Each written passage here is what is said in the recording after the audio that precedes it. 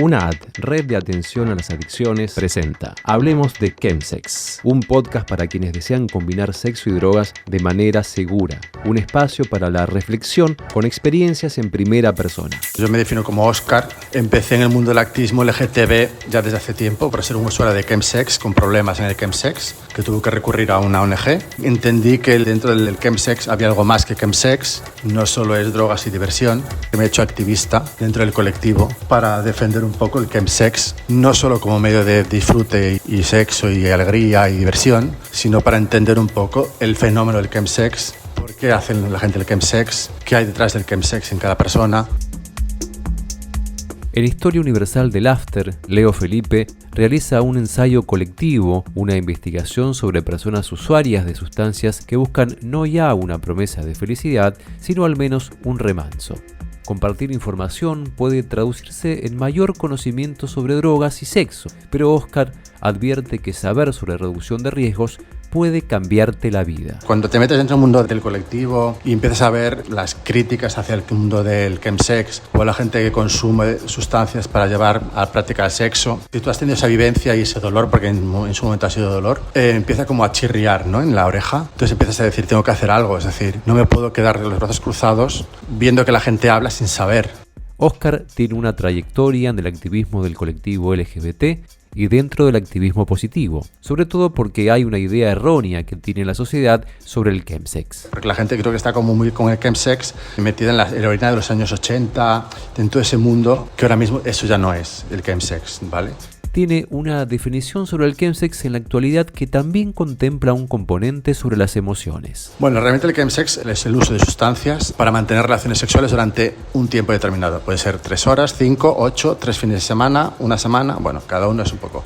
Pero es verdad que dentro de todo este fenómeno de chemsex no solo es esto, es decir, hay mucha gente que tiene muchas inseguridades, hay gente que tiene una falta de gestión emocional, hay gente que se siente muy sola, hay gente que tiene que aceptar acontecimientos que le han pasado en su vida y no sabe cómo gestionarlo, entonces acude al chemsex, que es decir, es como la gente se evade o crea una falsa realidad en ese mundo del chemsex. Yo entiendo y he comprobado y lo hablo con amigos de que hay mucha soledad dentro del chemsex. Entonces la gente se une al chemsex porque se siente muy sola, entonces es una manera muy fácil de relacionarte. Aparte las drogas, como todos sabemos, es decir, te da mucha mayor empatía, mayor seguridad, tienes más autoestima, te sientes más querido, más amado, es decir, más deseado. Entonces todo eso hace que la gente que tenemos carencias, tenemos que luchar contra algo interno, acabemos ahí, porque es decir, es un mundo como muy fácil, donde no se cuestiona, donde no se juzga, sí, donde puedes ser tú, sin miedo a que haya un ojo crítico juzgándote, porque ya bastante tienes tú con lo que tienes tú, como para que venga alguien a juzgarte aún por encima, ¿no? Entonces es verdad que el mundo del chemsex, a mí en su momento, ya te lo digo, me ha ayudado a digerir y a poder sobrellevar una situación que no fue fácil en su momento. Eso me ayudó como a asimilarlo, a interiorizarlo y a poder hablarlo. La historia de Óscar tiene años de experiencia, terapias y sobre todo una búsqueda de herramientas para estar mejor. Participa además en colectivos por los derechos a la salud integral de las personas como Stop SIDA en Barcelona. Yo en el 2016, yo tenía hasta ese momento, 2016, una pareja que éramos serodiscordantes, ¿vale? Él era positivo, yo era negativo. En el 2016, por circunstancias varias, yo me infecto. Entonces lo que pasó en ese momento fue de que mi pareja actuó de la peor manera posible que se puede actuar, creo yo, que es como juzgando a la persona, que era mí, me dejaron un poco solo ante la situación, que yo sabía que no iba a pasar nada porque tenía mucha información dentro. Pero bueno, en ese momento te encuentras con un diagnóstico, ¿sabes? En plan, eres positivo, tienes que hacer estas analíticas en el hospital, ¿sabes? En plan, como todo un proceso que había que yo desconocía y pensé que mi pareja iba a ayudarme, ¿no? Entonces, esa parte acabó muy mal. Entonces, ¿yo qué hice? Meterme en el mundo del chemsex. Tuve como 2 años de chemsex muy intensos, por así decirlo. Entonces, llegó un momento que yo me toqué como fondo y dije, uy, Óscar, frena. Entonces, fue cuando acudí a Stop SIDA, en plan, necesito ayuda para la gestión del chemsex y la gestión de cosas que tengo dentro, ¿no? Entonces, necesito ayuda. Y fue ahí como llegué a Stop SIDA, a pedir ayuda tras tocar fondo. Y fue esto, para pedir ayuda y que me ayudasen a salir del pozo en el que estaba, porque en ese momento no tenía herramientas ni fuerzas para salir de ahí. Encontrar espacios con entornos seguros para poder hablar fue motivo suficiente para Oscar para unirse a la comisión del Chemsex Support, la primera agrupación en España de voluntariado formado por personas usuarias de Chemsex. Cuando yo llegué ahí, es decir, lo primero que hacemos una entrevista como un poco para saber tu historia, y yo ahí empecé con terapia psicológica y estuve como unos 2 años y medio más o menos en terapia, ¿vale? Bueno, el servicio del Chemsex durante la pandemia habíamos unos grupos de usuarios, por así decirlo, que estábamos como muy activos o como muy inquietos o con muchas ganas de hacer cosas. Entonces fue cuando ahí se creó la comisión de Chemsex de Stop. ¿Sabes? Éramos como varios voluntarios como muy inquietos, con muchas inquietudes, con ganas de hacer cosas por otros usuarios que estaban pasando por lo mismo, y fue ahí como se creó la comisión de Stop. Entonces a partir de ahí fue cuando empezamos como a acoger a estos usuarios de pares. Entonces, en plan, un chico que tiene un problema pues viene y yo le escucho su historia y vemos si va a gestión de consumo, si va a terapia psicológica, bueno, pero es decir, los primeros que ve es a nosotros, es decir, otros usuarios como ellos, con problemas muy similares, con los que pueden hablar sin miedo a prejuicios. Es decir, es como un espacio que creamos, entorno seguro, que la gente habla y te cuenta y llora y ríe. Y entonces es verdad que a partir de ahí, yo ahí fue cuando dije, yo quiero seguir ayudando a gente, ¿no? Sin duda, erradicar todo tipo de discriminación hacia personas que conviven con el VIH y SIDA es un tema pendiente en la sociedad en general, y los entornos de Chemsex no quedan exentos. Yo creo que la discriminación sí que sigue existiendo, seguimos siendo estigmatizados. Yo creo que dentro del colectivo ya cada vez menos. Había mucha gente que éramos gays o lesbianas que sí que estigmatizábamos a otros que eran VIH. Hay campañas que han ayudado mucho, pero es verdad que fuera del colectivo aún cuesta un poco. Yo, como soy del norte de España, te hablo de una España rural, por así decirlo, que ahí no llegan tanto las campañas de VIH, de visibilización, y hay mucho trabajo que hacer. Es decir, a mi madre tú le hablas de VIH y le hablas de China, le hablas de SIDA y sí que sabe lo que es SIDA. Ella piensa aún en el SIDA y en que te mueres de SIDA, que el tratamiento no funciona, es decir, aún está en esa parte, es decir, es verdad que es otra generación, pero yo creo que hay una parte rural, esa parte de España rural, que hay mucho que trabajar. Y en la parte, por así decirlo, por la parte más de ciudad, la parte más supuestamente más abierta, más avanzada, más con los tiempos, con más acceso a toda la información, cuesta. Es decir, la gente, yo hace poco, y lo hemos visto, no sé en qué periódico fue, que en vez de hablar de VIH hablaban de SIDA. Entonces esto nos chocó como mucho en ese momento. Es en plan, no sé cuánto es SIDA. No, es decir, es VIH. No es una enfermedad, es una infección. O sea, no es contagiosa, es transmisible. O sea, es como que hay cosas que aún cuesta a la sociedad. Entonces, claro, es decir, es verdad que los medios de comunicación son un gran altavoz, pero aún les falta mucha información o formación o querer saberlo. Porque se quedan tan anchos diciendo SIDA y se quedan tranquilos. Cuando que tú digas SIDA, que te imaginas que trabajas, yo que sé, para el periódico El Mundo, significa que mucha gente que lea tu periódico hablar de SIDA en vez de VIH. Entonces eso significa que cuando alguien le cuenta algo de VIH va a pensar en SIDA. Pero, ¿qué tipos de discursos y actitudes pueden verse como tratos discriminatorios? Yo creo que dentro del colectivo, que yo era donde más lo notaba al principio, que alguien que tenía VIH era como, o sea, en plan, apártate de aquí. O sea, en plan, no, es decir, es muy guapo, muy todo lo que tú quieras, pero no quiero nada contigo. Esto yo lo viví en su momento, ¿eh? Y yo cuando era negativo, hasta el 2016, es decir, a mí no me importaba nada, es decir, de hecho, mi pareja era positiva. Yo le decía, ¿tú dabas la medicación? Sí, pues ya está. Es decir, no me tengo que preocupar más. Si tú te preocupas de cuidarte tú, ya está. Y eso, claro, a mis amigos que no pensaban igual, no entendían, porque yo estaba tan tranquilo con una persona que era positiva. Y habla también de cierto estigma en las medicaciones que se prescriben en la preexposición sobre la comunidad seropositiva, como la PrEP, que actúa como reductor en la posibilidad de transmisión.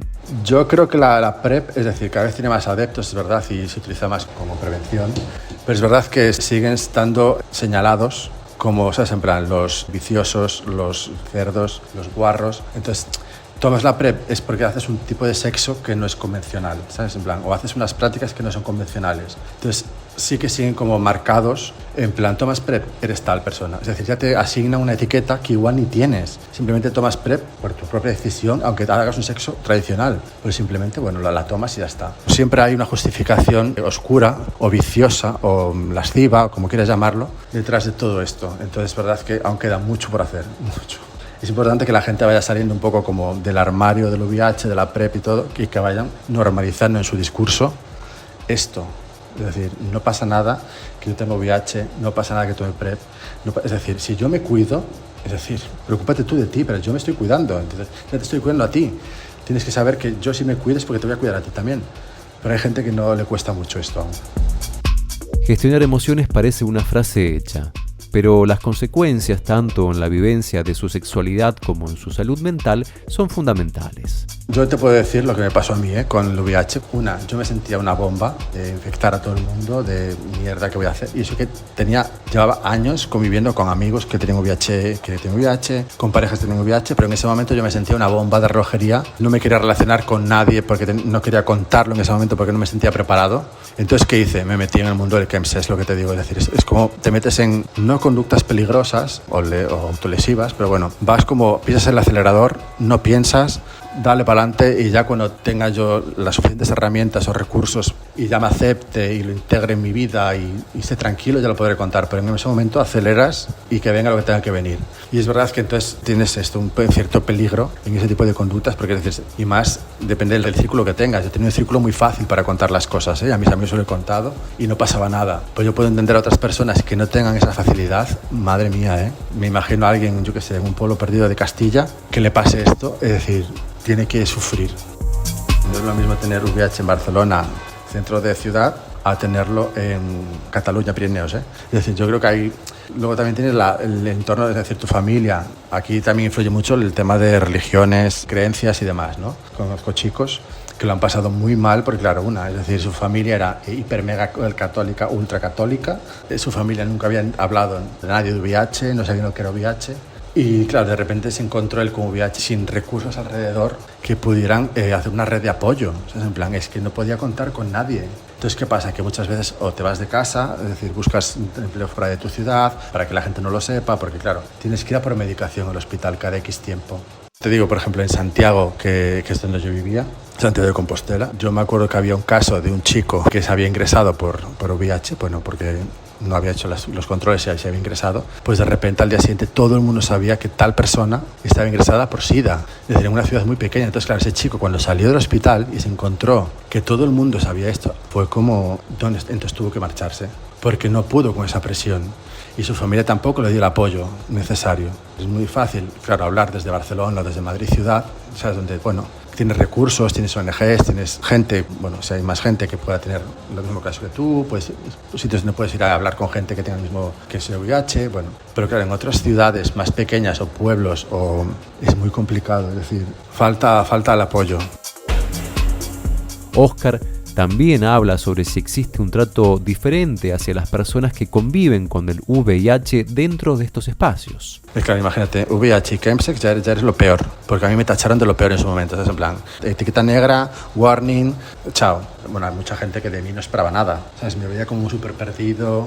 Y es verdad que estuve súper perdido, pero estuve súper perdido porque no sabía hacer una gestión que tenía dentro y no sabía cómo gestionarla, pero una vez que supe gestionarla, porque he acudido a terapia, porque sí que fui capaz de pedir ayuda, porque hay gente que le cuesta más pedir ayuda. Yo fui capaz de hacerlo, entonces no estoy tan perdido. Es decir, tuve las herramientas y el valor suficiente como para enfrentar esto. Y ahora puedo hablar perfectamente de esto.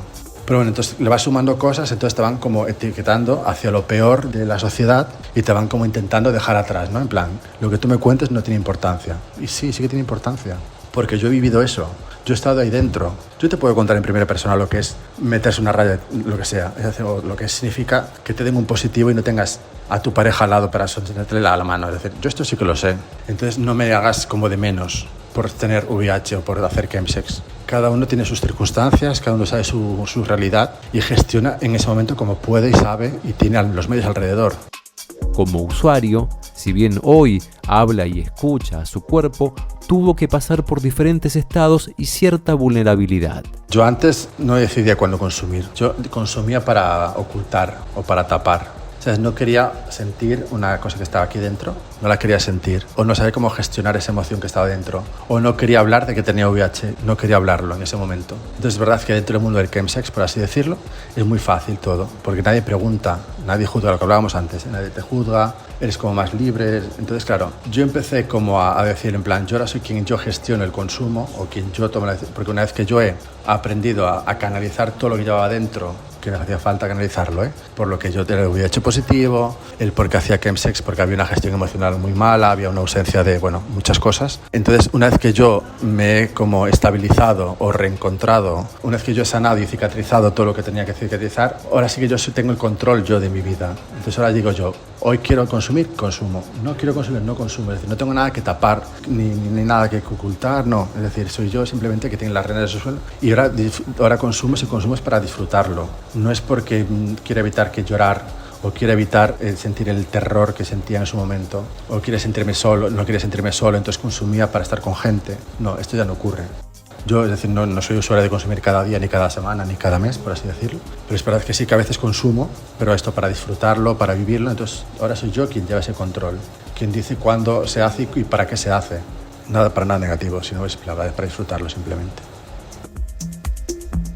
Las personas que son usuarias de chemsex y conviven con el VIH son estigmatizadas por 3 razones. 1. El uso de sustancias. 2. Tener una vivencia sexual no heteronormada. Y 3.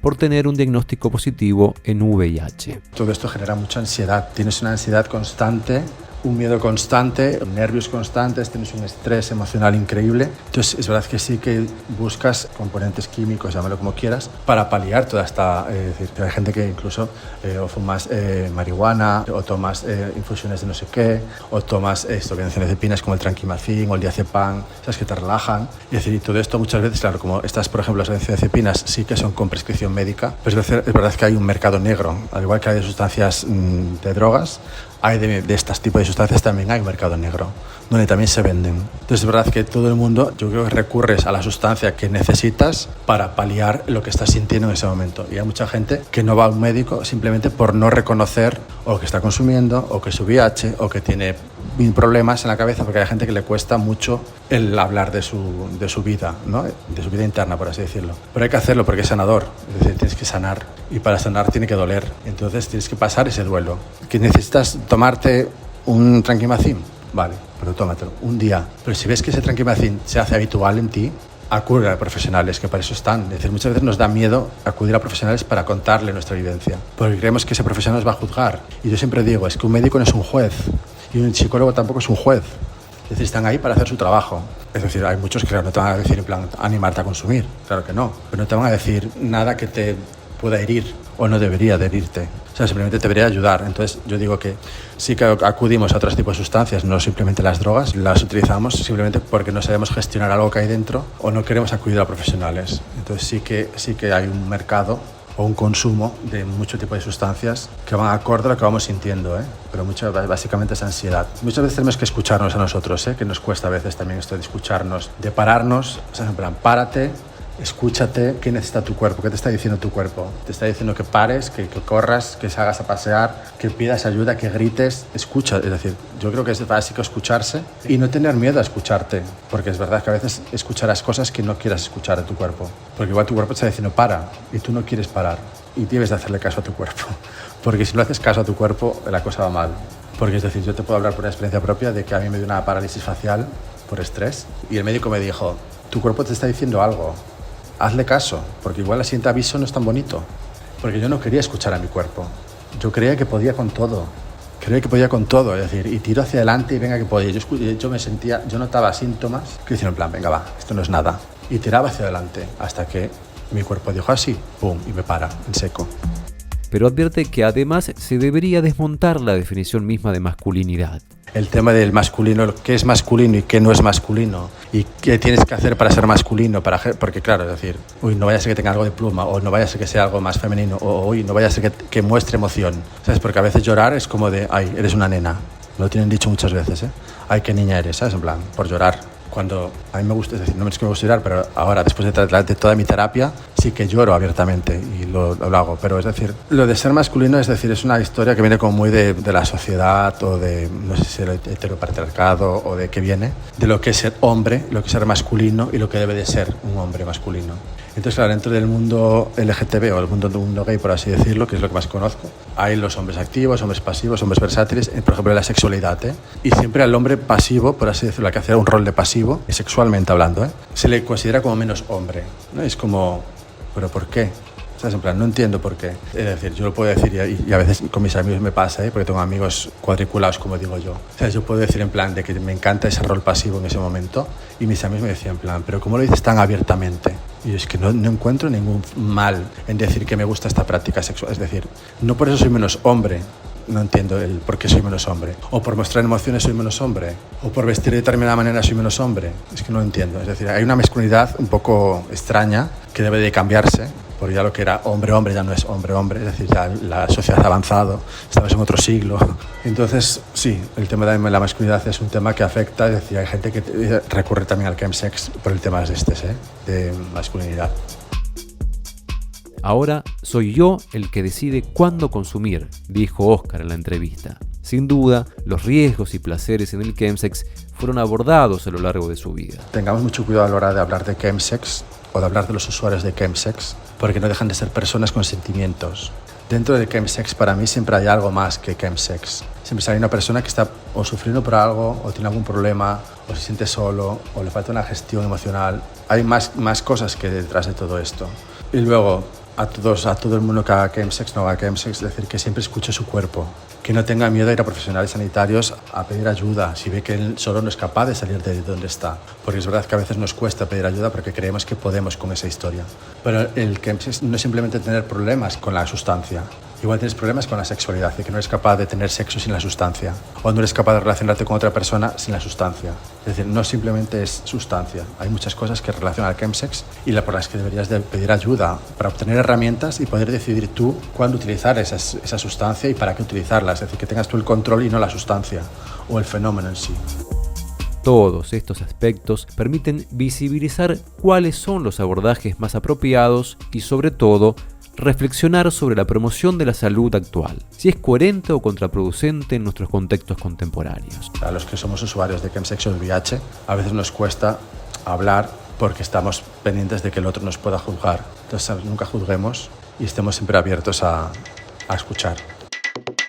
Hablemos de Chemsex, un podcast elaborado por UNAD, Red de Atención a las Adicciones, con el apoyo de Fundación ABD, financiado por el Ministerio de Derechos Sociales y Agenda 2030 de España.